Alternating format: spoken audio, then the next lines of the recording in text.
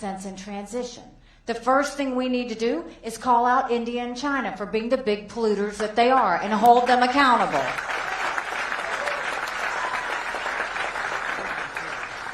The second thing is you don't demonize energy producers, you partner with the energy producers because they have the innovations that can make us go forward. They're now doing nuclear fusion that reduces the emissions. If we work with them more, we can have more of those. But when you go to extremes by making everybody go to an electric car by 2033, you're not thinking everything else through. Because number one, we don't even have the infrastructure for that. And I'm not talking about charging stations. These electric cars are heavy. Our roads and bridges can't handle it. But two, if you're going to do it, you transition it in a way that it's not burdensome on everything else. So there's a way to do it that's common sense. And then let's talk about national security. The world is on fire, literally. You've got a war in Europe. You've got a war in the Middle East. You've got North Korea testing intercontinental ballistic missiles capable of hitting the U.S. You've got China on the march. But make no mistake, none of that would have happened had we not had that debacle in Afghanistan.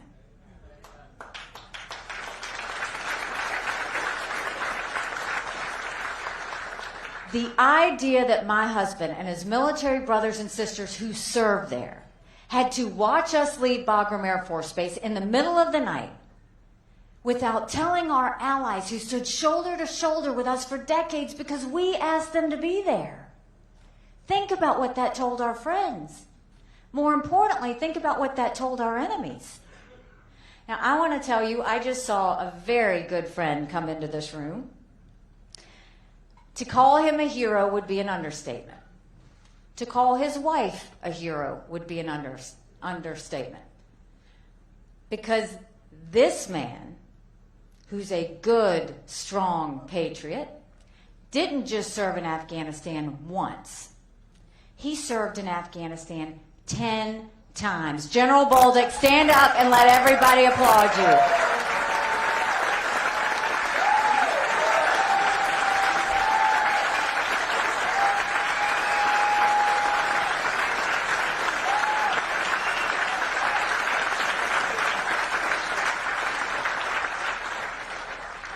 The General and Sharon were the first ones to come out and endorse me.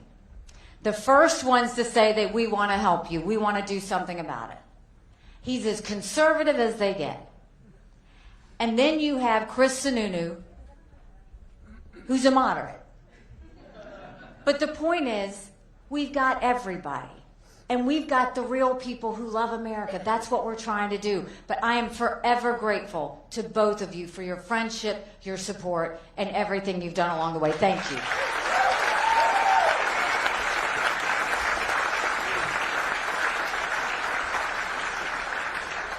So while we have these wars that we're talking about, the one thing we should be talking about is our number one national security threat is China. China's been planning war with us for years, and that's not an exaggeration. They've already infiltrated our country. We know that because they bought 400,000 acres of U.S. soil, most recently near Grand Forks Air Force Base, where our most sensitive drone technology is. They put millions of dollars into our universities, stealing our research, spreading Chinese propaganda. Everybody got upset about the Chinese spy balloon, right? Rightfully so. Now we know it connected with an internet company here in America, picked up the surveillance and sent it to China.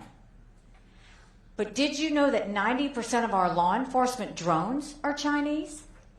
That we have Chinese police stations throughout our country? That there's a Chinese spy base off our shores in Cuba? What about the fact that we have had more Americans die of fentanyl than the Iraq, Afghanistan, and Vietnam wars combined? And China's building up their military at a scary pace. They now have 500 nuclear warheads. That's 100 more than they had last year. They have 370 ships. They'll have 400 ships in 2 years. We won't even have 350 ships in 2 decades. They're doing artificial intelligence. They're doing space. They're doing cyber. They're doing hypersonic missiles. We've barely gotten started. And now China's the lead developer of neurostrike weapons. weapons engineered to change the brain activity of military commanders and segments of the population. That's who we're dealing with. So don't let Joe Biden tell you that China's a competitor. I dealt with China every single day at the United Nations. They never saw us as a competitor. They always saw us as an enemy. We've got to look at them the way they look at us. But you don't do that by putting your head in the sand, and you don't do that in fear. The way we'll deal with it is the first thing we do is stop selling them any U.S. soil, and let's take back the land they already purchased.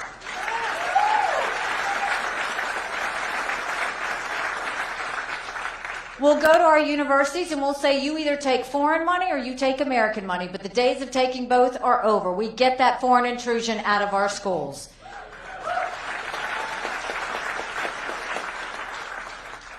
We make sure that we tell China that we're going to end all normal trade relations with them until they stop murdering Americans. You watch how fast they move. They need our economy.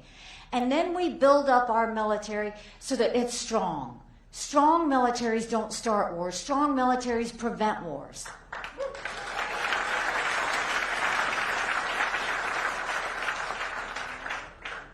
When I tell you my husband is in the military, for any military families, you know the last thing you ever want is for your loved one to go to war. Our job is to prevent war. Our job is national security. Our job is to protect Americans. And you don't do that by throwing more money at the Department of Defense. You actually clean it up. You pull down the red tape. You get rid of the bureaucracy. You stop playing favorites with defense contractors. And you modernize.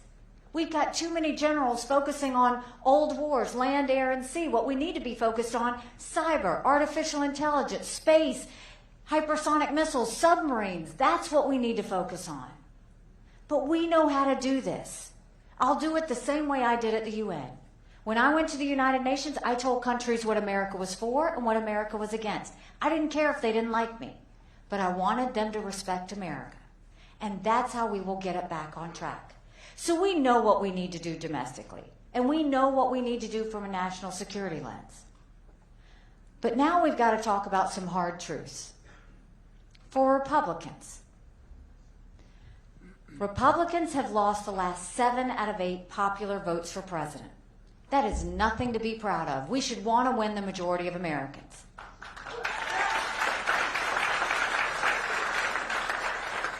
But the only way we're going to do that is if we elect a new generational conservative leader. That's Nikki!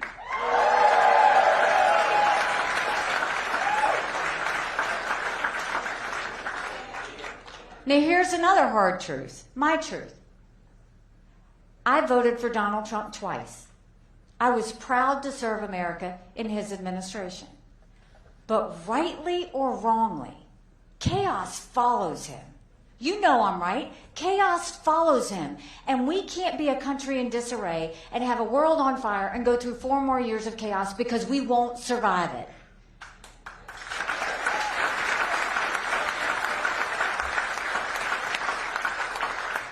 And we also want someone who can win in November.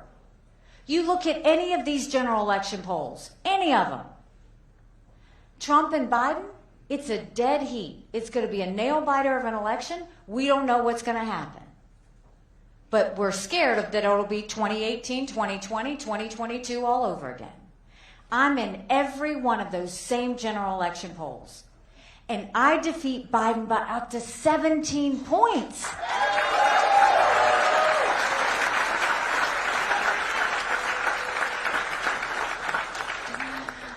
Donald Trump said that that was a dirty poll.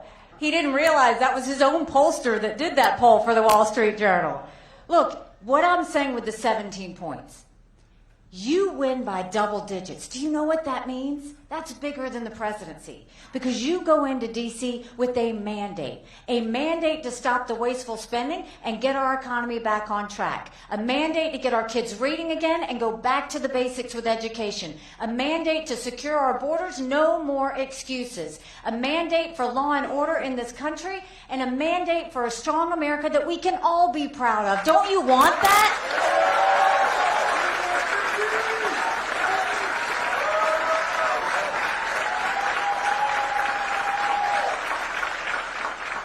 Because we could have that.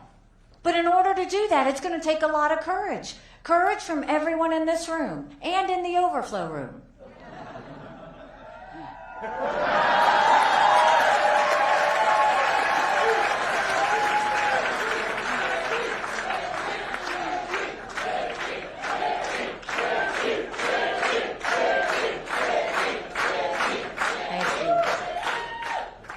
Courage for me to run, and courage for every one of you to know, don't complain about what happens in a general election if you don't go vote tomorrow.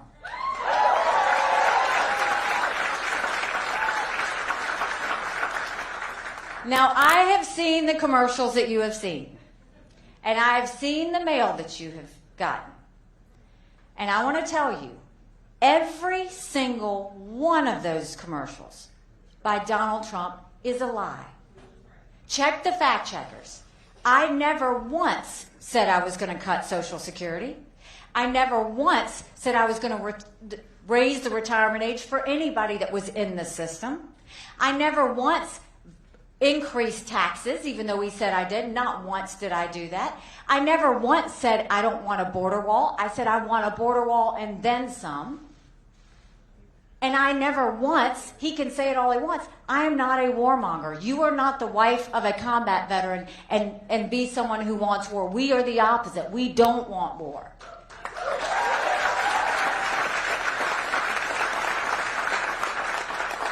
But I'll say this, if you've got to lie to win, you don't deserve to win. It's that simple. But let's look at what your options are. As you go to vote tomorrow, this really is an option. Do you want more of the same? Or do you want to go forward? 70% of Americans have said they don't want a Trump-Biden rematch. The majority of Americans disapprove of both Biden and Trump. Trump and Biden put us trillions of dollars in debt that our kids are never going to forgive us for. Everybody talks about what a good economy we had under Trump. We did. But at what cost? He put us $8 trillion in debt in just 4 years. That's not how you fix an economy. You don't run up the credit card to do it. And then are we really going to say that we're okay with having our options be two 80-year-olds that run for president? I'm not being disrespectful. I'm saying we need somebody with 8 years. They can't do that. We need Russia, China, and Iran to be on their heels. They need to know that somebody's at the top of their game. So we have these options. The reason this matters to me is because 6 months ago, I dropped my husband off at 4 a.m. for another year-long deployment. And I watched him and 230 soldiers pick up their 2 duffel bags of belongings to go to a country they'd never been, all in the name of protecting America. They're willing to sacrifice their lives and their families because they still believe in this amazing experiment that is America. So if they're willing to sacrifice for us there, shouldn't we be willing to fight for our country here? Because we have a country to save.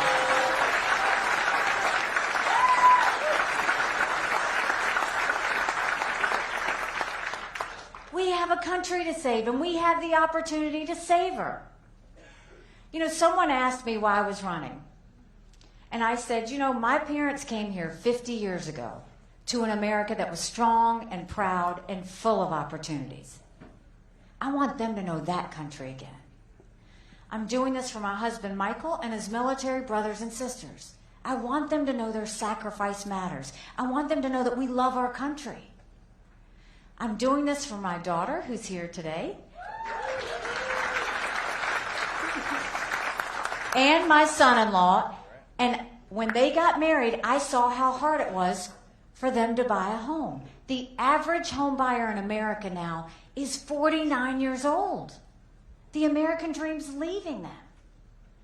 And I'm doing this for my son, who's a senior in college, and I am tired of watching him struggle to write papers of things he doesn't believe in just to get an A. That's not us. That's not America.